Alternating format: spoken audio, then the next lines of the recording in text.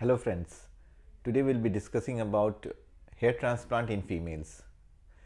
Hair loss in females can arise from genetic influence, which is also a kind of pattern baldness where we find hair thinning starting from the vertex area and it spreads centripetally. So in pattern baldness of hair loss in females, we find a thinning in the vertex area. That might involve the hairline also, and it may not. The second major cause of hair transplant in females is a very big forehead or a high hairline, where the face proportion is slightly more enhanced in terms of the forehead show.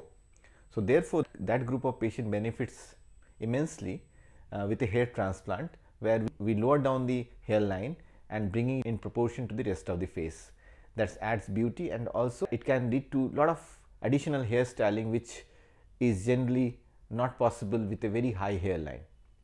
There are other causes, mainly cicatricial alopecia or stabilized alopecia areata or post-burn alopecia or alopecia due to radiation therapy. Those are not very common. The first two causes are the most common group of patients where we do hair transplant.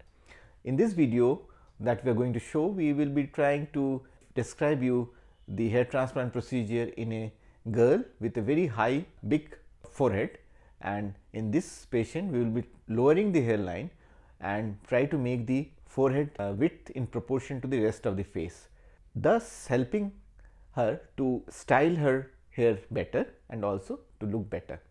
So what we do in a hairline lowering in females, first of all we mark the hairline, which is accepted by the female as well. Sometimes patient wants a peak, sometimes patient wants a little curve. So those all finer hairline designing has to be done in accordance with the patient's desire.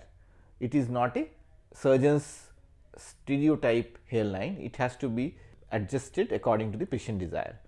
So after we have drawn the hairline, then we will see the donor hair, that is the back of the scalp, that is the occipital scalp. We will trim the area in the back, that is extending from ear to ear around 1.5 to 2 inch, and top hair which is pulled up will eventually cover up the area which has been trimmed. From this trimmed area we will extract the follicles using a punch which is 0.8 millimeters, and this punch will extract follicular units, leaving out a almost invisible scar. We do a direct hair transplantation, which means that we extract the follicles and we plant it immediately. So this process goes on simultaneously. As soon as the extraction finishes, we make the patient supine, face up, and we complete the procedure by implanting the rest of the follicle in the frontal area. While we are designing the frontal area, we make sure that the frontal hairline is zigzag irregular, and also we try to give more natural look, more finer look by putting single follicular units, especially in the frontal hairline area. We also randomly put fine single units in front of the hairline so that we have a very nice feathering look in the frontal hairline area. Once the procedure is completed, we put a bandage in the back of the scalp where the donor has been extracted and the front is kept open. The patient is advised to spray saline over the transplanted hair in the front for 48 hours, and post 48 hours the patient comes back in the second day for the removal of the dressing. As soon as the dressing is removed, patient can start shampooing the hair on her own from the next day, and we finally call her up from 5th to 7th day to give another scalp wash and take out whatever residual scabs are present on the frontal part of the scalp. The hair keeps on growing. There is a temporary fall also, which can be around 30 to 40%, and the final result is appreciable by 9 months. So this is the whole scenario of the hair transplant procedure in females. It's slightly different from the males, because in males we generally trim all the hairs. In females we don't trim the hairs, we just trim the donor hair in the back, rest all of the hair remains as it is. So patient will not have any discomfort or look visual change after the transplant, apart from the small transplanted hair in the front. But by 2 weeks time, once the scabs are off and the hairs grows by around half a centimeter, it looks almost natural.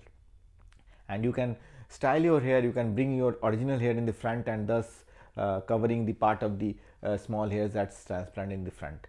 So in effect, it's a very useful procedure in females, especially in these two groups of patients, to either to fill up the vertex area in the pattern baldness or to design the hairline or lower the hairline. And it's a very gratifying procedure. Most of our clients are very happy, and they can style their hairs better, they can look better with the lower hairline. Thank you so much for watching the video, and hope you will identify your problem also seeing this video in case you have it. In case you have many more queries, you can always send us messages on our channel. We will be very happy to reply them back. Thank you so much.